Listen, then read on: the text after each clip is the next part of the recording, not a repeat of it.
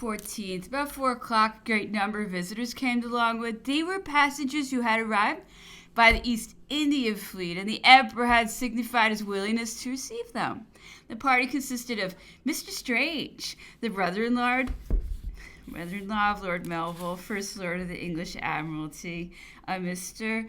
Arbuthnot, and Sir William Burroughs, one of the judges of the Supreme Court of Calcutta, two of Lord Moira's aides de camp, some others, together with several ladies. We were all conversing together in the antechamber when the Emperor left his own room to proceed to the garden. This circumstance excited the curiosity of our visitors, who eagerly flew to the windows to see him pass by. The scene reminded us of Plymouth. The Grand Marshal conducted our visitors to the presence of the Emperor, who received them with the most perfect grace, and with that captivating smile which has exercised such irresistible power. Curiosity and lively emotion were painted in the countenances of all. The Emperor conversed with each individual, and according to custom, instantly seized any circumstance that happened to be connected with their names.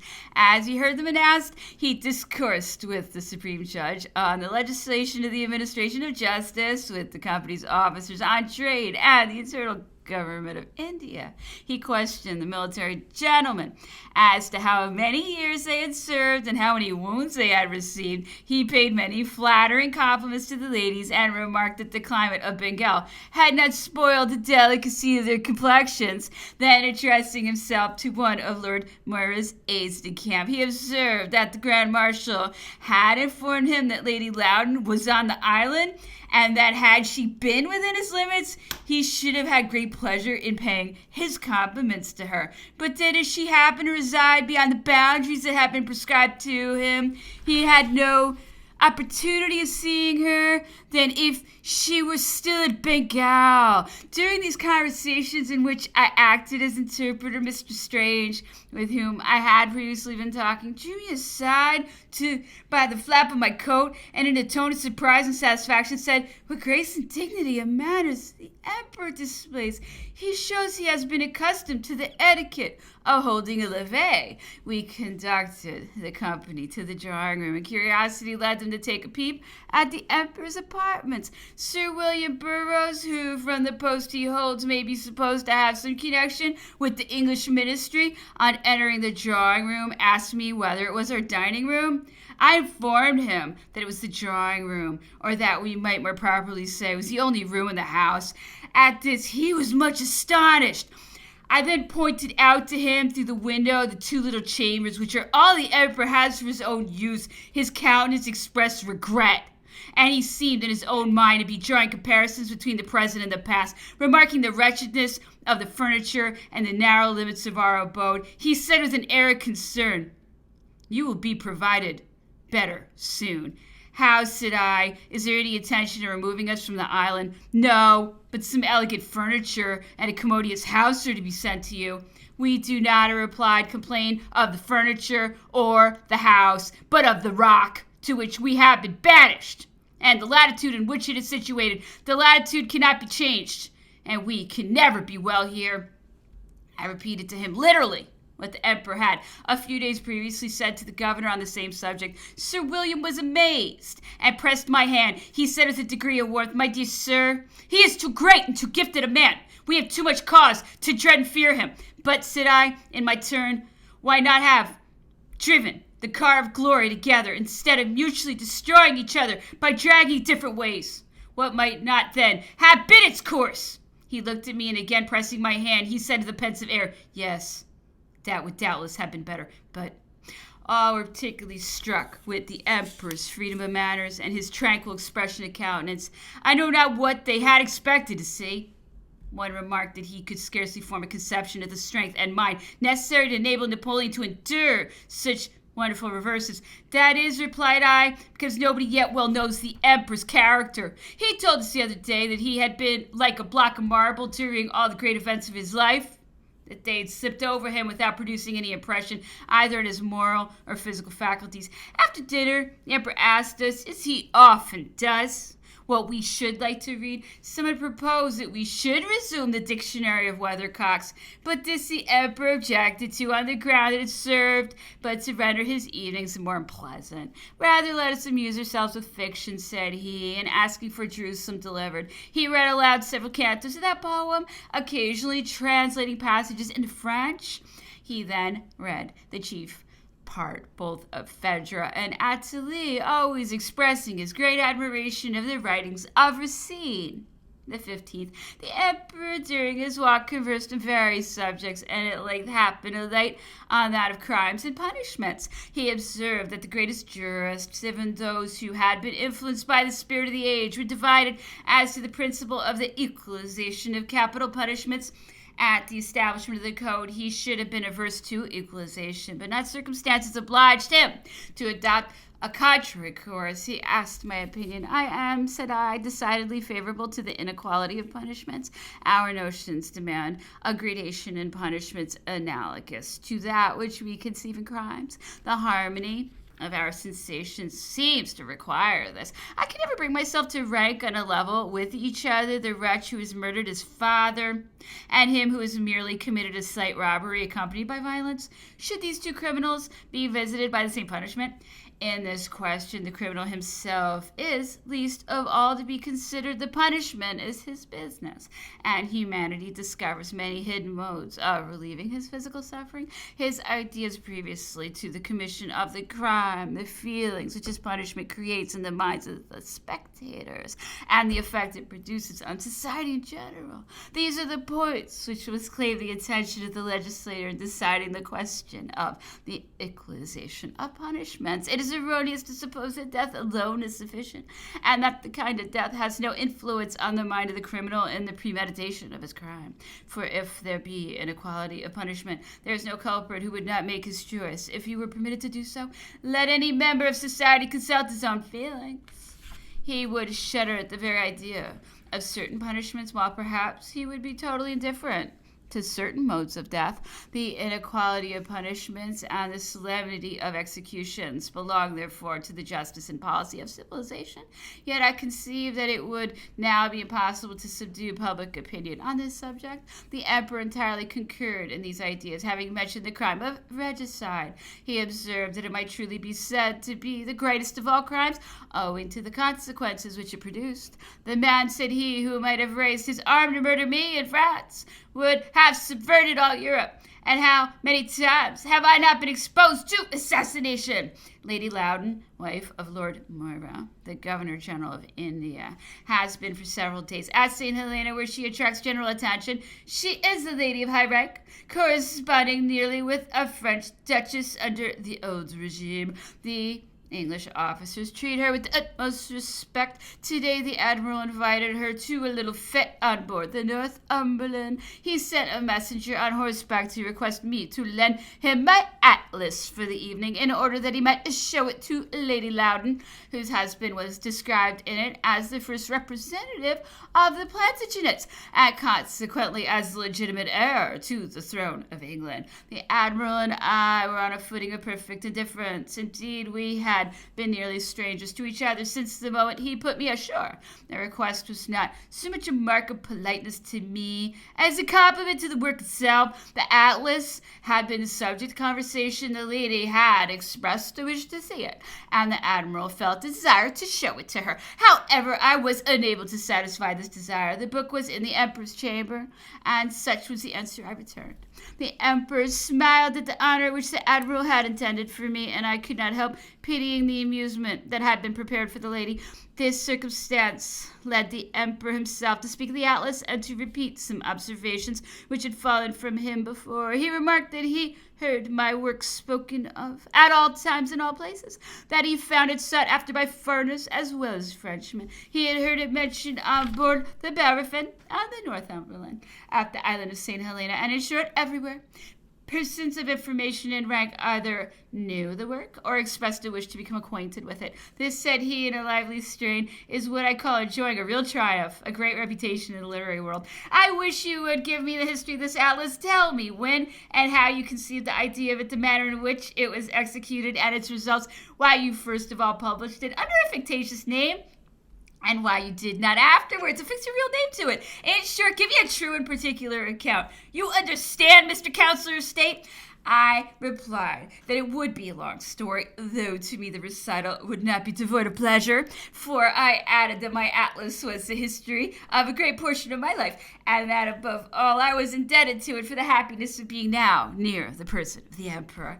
The following is a narrative such as it appeared when corrected after my first hasty notes. Its length doubtless requires indulgence, but this I trust the reader will be inclined to grant, on consideration that the details which I here enter into revive the recollection of my happiest years, of the period of my youth, my health and strength, in a word, of the dear but brief interval of the plenitude of life. I once more entreat that the reader will pardon the prolixity in which I have indulged, but this statement so forcibly revives my recollections of past happiness that even now, in reading it over, I cannot find it in my heart to cancel any part of it. History of my Atlas.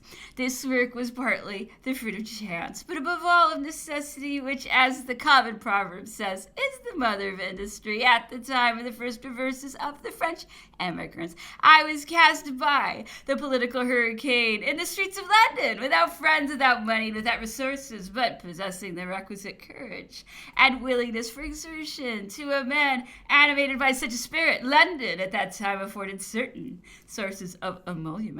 After having unsuccessfully made several applications, I determined to rely on myself alone, and like Figaro, I decided on turning author. For a moment, I had thoughts of becoming a romance writer. This idea was suggested to me by the proposals of a bookseller, but he required too much and was inclined to pay too little. I then turned my thoughts to writing history, which at all events was calculated to procure for me a certain moral advantage by storing my mind with positive knowledge. It was then I conceived the first idea of my Atlas, which I may truly regard as an inspiration from heaven, for to it I owed my life. The work was at first a simple sketch, a mere nomenclature, very different from the form in which it now appears. However, it sufficed immediately to relieve me from the embarrassment and to secure to me what might be called a little fortune in comparison with the miseries endured by the other emigrants. Then, sire, came the peace of Amiens, and the benefits conferred on us by your amnesty. I was enabled to make a journey to France, merely as a traveler, having no other object in view than to breathe my native air and to see the French capital. There I found myself at liberty to express my sentiments without restraint. Investigation was easy. My ideas and my judgment were enlarged. I was master of my time, and I undertook to arrange my atlas in the form in which it now appears. I proposed publishing regularly 4 sheets per quarter. I was now vastly improved both in my mind and circumstances. Interest, attention, good offers, money, and connections poured in upon me, and I may confidently affirm that this was the happiest period of my life. In England, I had published my work under a feigned name in order to avoid compromising the honor of my own. I happened to fix upon Le Sage, just as I might have decided on Le Blanc, Le Gris, or Le Noir. But I could not have made a more unlucky choice, or at least I could not have assumed a more general appellation. Some time after, a letter which was intended for me passed through all the different colonies of French emigrants in London, and was delivered by turns to 22 priests who all bore the name Le Sage. At length, one, who had apparently discovered that the name did not belong to me, sent me the letter in a violent rage, observing that when people thought proper to change their names, they should at least avoid taking those that belonged to other individuals. In France, I still preserved the name of Le Sage, which had now become identified with my atlas. To have published it under a new name might have led to the supposition that it was a new work. Besides, I did not wish to expose my own name to the chance of ill success, to the attacks of the journals, or the bickerings of criticism. Even though I had been assured of the complete success of the work, I should not probably have felt the more inclined to fix my real name to it, owing to a remnant of my own prejudices, of which I could not easily divest myself. Certainly this literary fame flattered me not a little, but I had sprung from a warlike race, and I conceived that I was in duty bound to pursue fame of another kind. However, circumstances rendered this impossible, and I think it proper to mention that at least I was not unconscious of the duty. I never had cause to repent of my double appellation, independently of my real motive for assuming it. It diffused around me an air of adventure and romance, which was by no means disagreeable, and which was moreover in unison with my temperate character. It occasioned many mistakes and humorous scenes, which afforded me considerable amusement. In England, for example, I've often, when in company, been questioned in the most innocent way imaginable respecting the merits of Monsieur Lesage's work. At a boarding school, I was once addressed in a very discourteous language because I obstinately persisted in condemning my own atlas. So long as I continued myself to manage the publication of the work, my method was to treat in person with every individual who offered to set their names down as subscribers. I had no favors to solicit. I rather found it necessary in some instances to guard against receiving those that were offered. In France particularly, I was overwhelmed with acts of kindness and flattering compliments. Some paid me these attentions because they knew me, and others precisely because they did not know me. But I was in every instance greatly indebted for them to my determination of preserving perfect equilibrium with all parties. For my part, I enjoyed the curious spectacle that now presented itself to me, as everyone who wished to become a subscriber was obliged to give in his own name. I took a review of many characters whom I well knew and observed them in silence. I was thus enabled to meditate at my ease on the curious diversity of opinion, judgment, and taste. The point which one condemned was precisely that which another most admired, which a third declared to be indispensable, and which a fourth pronounced to be inadmissible. Each, according to custom, failed not to set forth his own opinion as the prevailing one. It was the sentiment of all Paris and of everybody. I had now an opportunity of being convinced of the great advantage a man derives from superintending his own business himself, and of the important influence of politeness and good manners in all the affairs of life. I acceded to everything that was proposed. I received every hint that was suggested, and I was repaid 100-fold for my complaisance. It frequently happened that a person who had called on me without any intention of purchasing the work was not only induced to carry it away with him, but brought me 10, 20, or even 100 additional subscribers. One described my atlas as a classic work to the Minister of the Interior. Another recommended it to the Minister for Foreign Affairs. A third promised to procure for me the decorations of the Legion of Honor. And a fourth wrote a flattering critique on the work and got it inserted in the public journals. Some carried their interest and attachment for me even to a degree of enthusiasm of this. The following are instances. One of my provincial subscribers who was unacquainted with me wrote to request, as a particular favor, that I would get my portrait engraved to embellish the work, offering, in case I acceded to the proposition, to defray half of the expenses of the engraving. Another, who was the owner of the Chateau de Montmorency, paid me a visit every week under pretense of inquiring whether I had got a new sheet of my atlas ready for publication, but in reality, as he himself assured me to pass his happiest hours in my society, he added that if ever I should take a fancy to so my conversation as I did the sheets of my work, it was in my power, if I chose, to ruin him.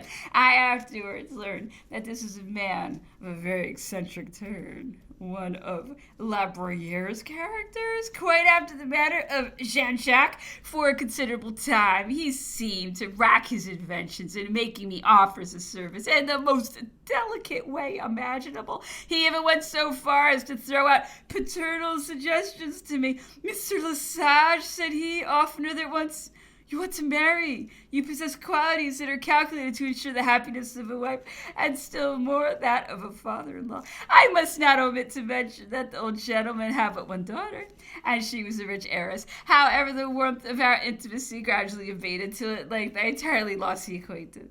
It was not until a considerable time after, when being on a country excursion with a party of ladies, the sight of the Chateau de Montmorency revived the recollection of my old friend. I related the history of his eccentricities to the ladies who accompanied me. Their curiosity was excited, and we determined to visit the castle. The porter refused to admit us. On my inquiring whether the gentleman was at his country residence, I received for an answer that he was there, and that this was precisely the reason why we could not be admitted.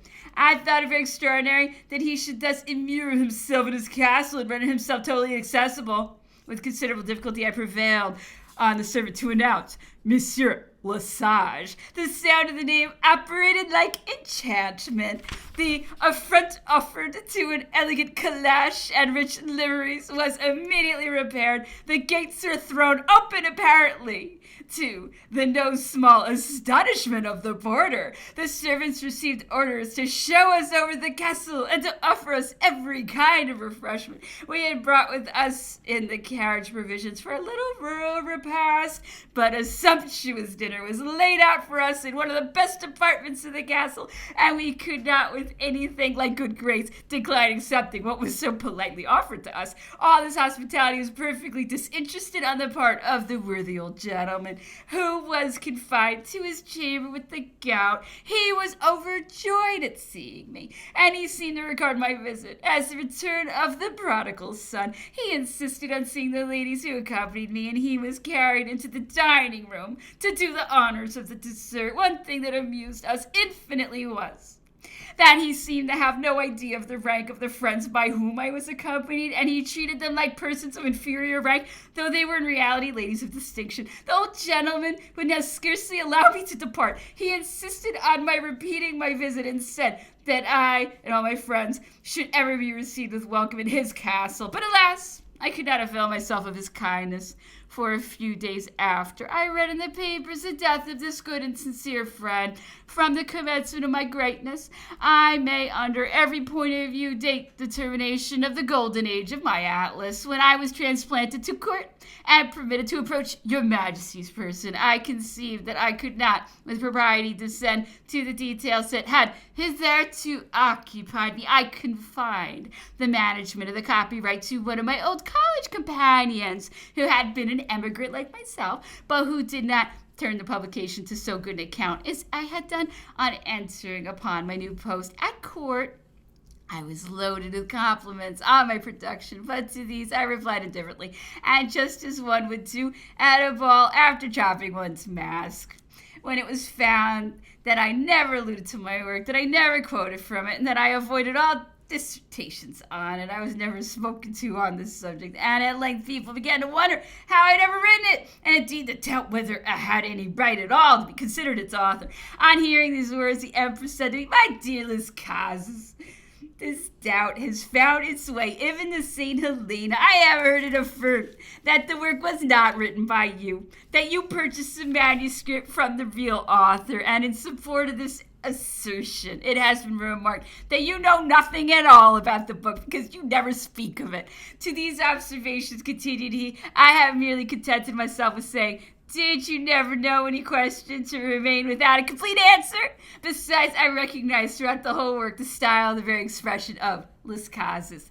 Many," said I, resuming my narrative, "will think I injured myself by this denial, but I preferred good taste to quackery, and I was only acting according to the dictates of my natural disposition. Your Majesty was the other day describing how Caecus used to present himself loaded with written plans, and at the very first word of contradiction, as soon as he found it necessary to act on the defensive, he would gather up his papers and be off in a moment.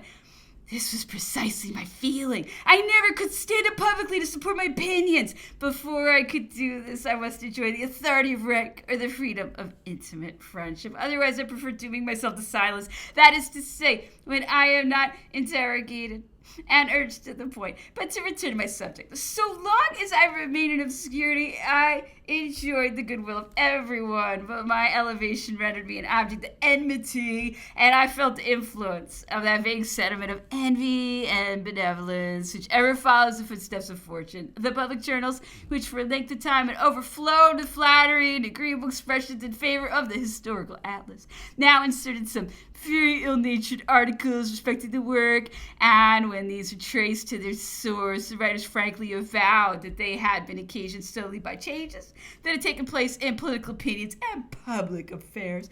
A report was delivered to the Institute of all the works that had appeared for several years past, and in this report the atlas was very severely treated, happening to be one day in the company with the author of this report, to whom I was known only by the name of Lesage.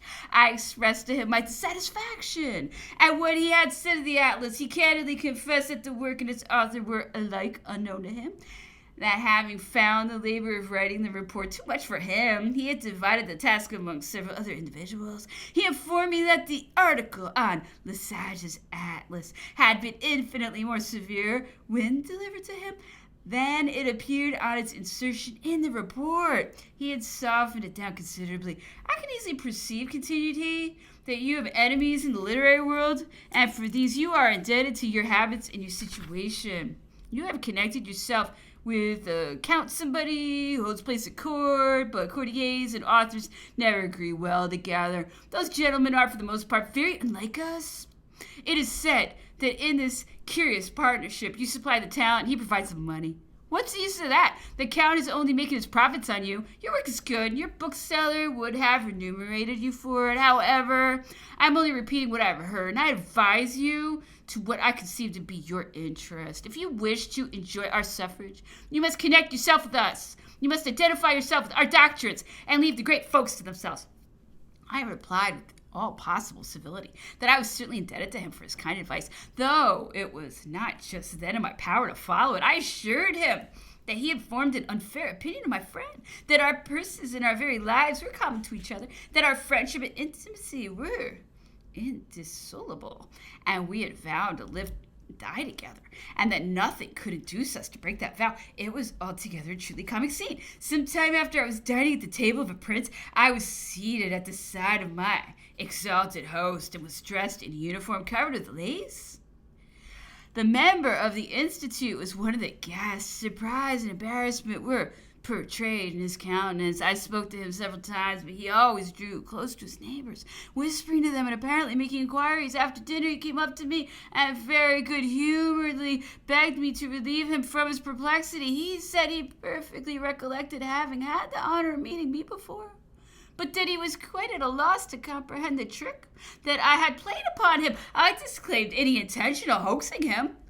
All that you have seen, said I, and all that I've told you are nothing but reality and truth. The mystery is easily solved. You then saw Monsieur Lesage, who supplies the talent, and you now see Monsieur Lecomte, who provides the funds. You now understand how histories are written, and I have learned how reports are made out.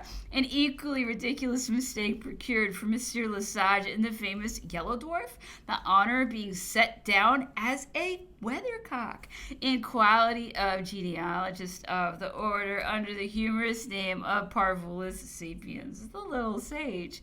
For this favor, as I afterwards learned, I was indebted to the suppression that was made during the king's reign of the genealogy of your majesty, whose descent I was supposed to have traced from Aeneas to Ascanius. It is difficult to conceive what could have been meant by all this, as there was nothing in the atlas that could either directly or indirectly have suggested such an idea. However, at all the various times at which the atlas and its author were assailed, numerous zealous and fervent partisans inquired whether I would be pleased to permit them to take up my defense. I invariably desired that the subject might be dropped. I conceived that by thus occupying public attention, I should surely endanger my own tranquility. I smiled at the ill-natured attacks that were made on poor Monsieur Lesage, but I should have been very sorry to have seen them extend to his alias.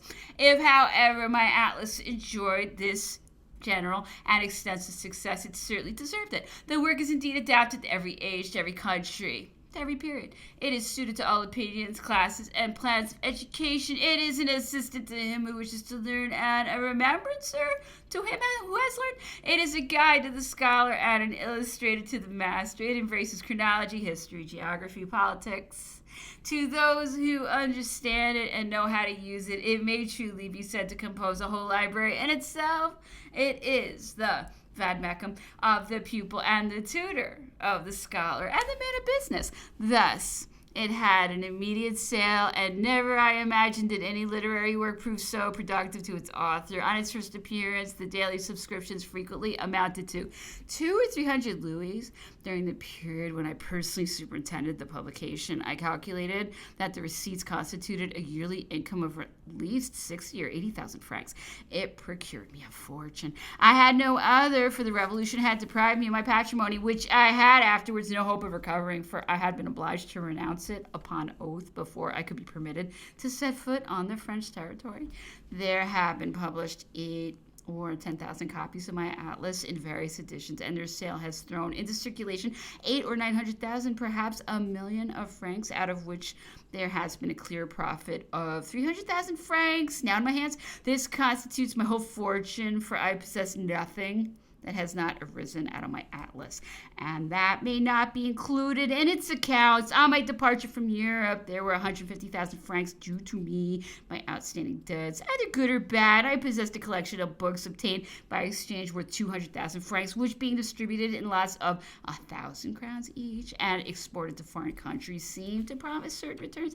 But unfortunately, of all this brilliant produce, I can now only count on what I have ready in my hands. The rest is involved in so many chances that I cannot but consider it as lost. I have no agent in Europe to manage my affairs, for I had not time to make any arrangements for that purpose, and the details are so numerous, scattered, and diversified that I could not possibly give anyone a thread to follow. The outstanding debts are growing old. Some of my debtors are deceased, and some have left the country, and as for the books, they are in a great part scattered about, spoiled, and lost. At one time, my work was on the point of ensuring to me the possession of a brilliant fortune, but my prospects were defeated by the vilest shuffling. These details of the case are so curious that I cannot forbear mentioning them to your majesty.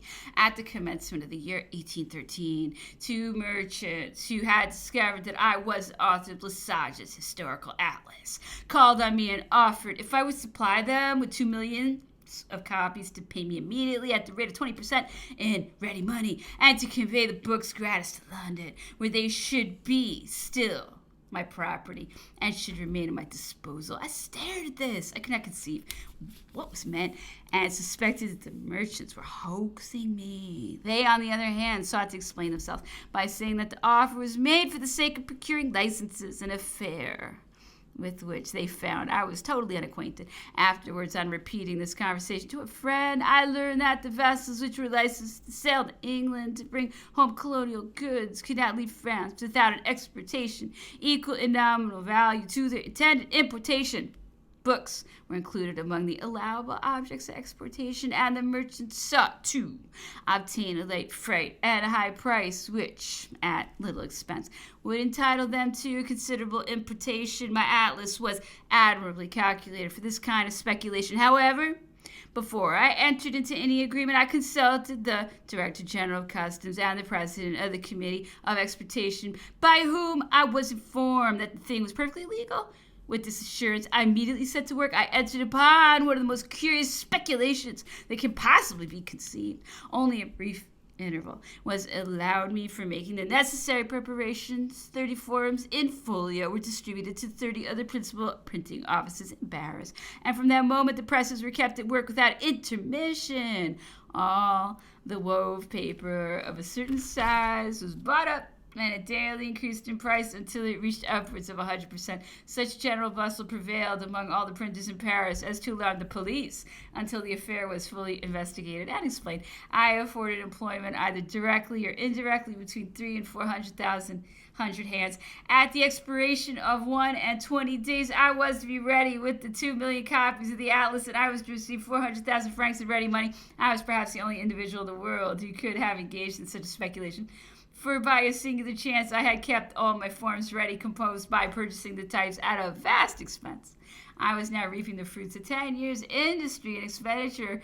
This was truly a prize in the lottery. I was mad with joy at my unexpected good fortune. But alas, I was building on a sandy foundation. I was doomed to pay dearly for the few happy moments of my illusion. The cynical Monsieur Dupy, the Director General of the bookselling trade, who was my colleague in the Council of State, seemed bent on my ruin. Though I was unable to divine the cause of his animosity, while he was giving me every assurance of his readiness to serve me, he was in an underhand way exerting every endeavor to injure me and was exciting against me all the most active booksellers whom he had induced to become the agents of his operations. Of these facts I can entertain no doubt.